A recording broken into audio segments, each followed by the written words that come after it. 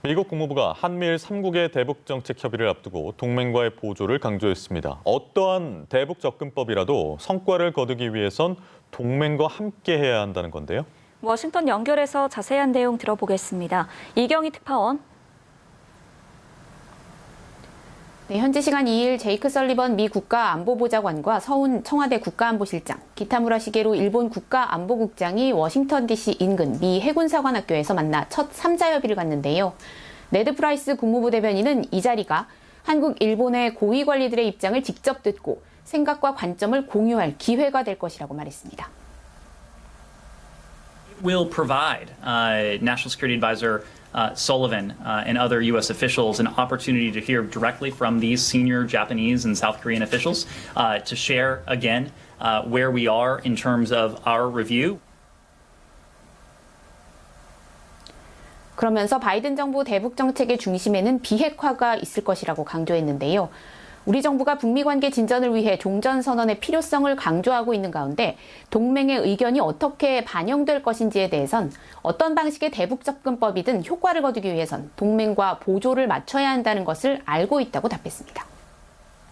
That any approach to North Korea in order to be effective will be one that we will have to execute in lockstep with our close allies, including in this case our treaty allies, Japan and South Korea. And that's another reason why it's so important that these trilateral engagements.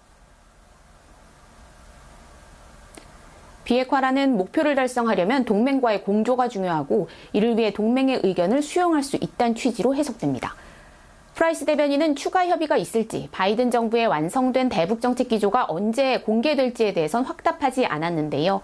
완성 단계에 있는 것은 맞다면서도 시한을 정하고 싶진 않다고 말했습니다.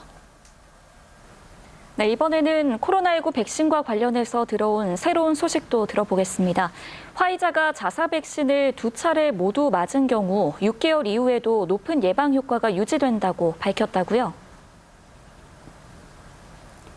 네, 월스트리트저널 등 현지 언론들은 화이자와 바이오엔테크가 지난해 실시한 3상 참여자 4만 6천여 명을 상대로 백신 효능의 지속력을 확인했다고 보도했는데요.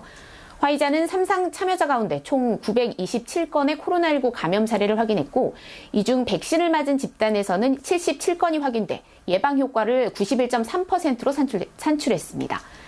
당초 예방 효과를 95%라고 밝혔던 것보다는 다소 낮아졌지만 차이가 크진 않았는데요. 또 백신 2차 접종 이후 효능이 6개월 이상 지속되는 것을 확인했다고 화이자 측은 밝혔습니다. 당초 추정했던 90일보다 2배가량 긴 겁니다. 아울러 변이에 대한 효과 확인을 하기 위해 남아프리카 공화국에서 진행한 시험에서 백신 예방 효과가 100%로 확인됐다면서 충분한 효과가 있는 것으로 보인다고 밝혔습니다. 엘버트 블라 화이자 최고 경영자는 백신의 전체적인 효능에 대해 더 자신감을 갖게 됐다고 평가했는데요. 현재 긴급 사용 승인을 받은 화이자는 이르면 이달 초 미 식품의약국에 백신 정식 승인을 요청할 계획입니다. 지금까지 워싱턴에서 전해드렸습니다.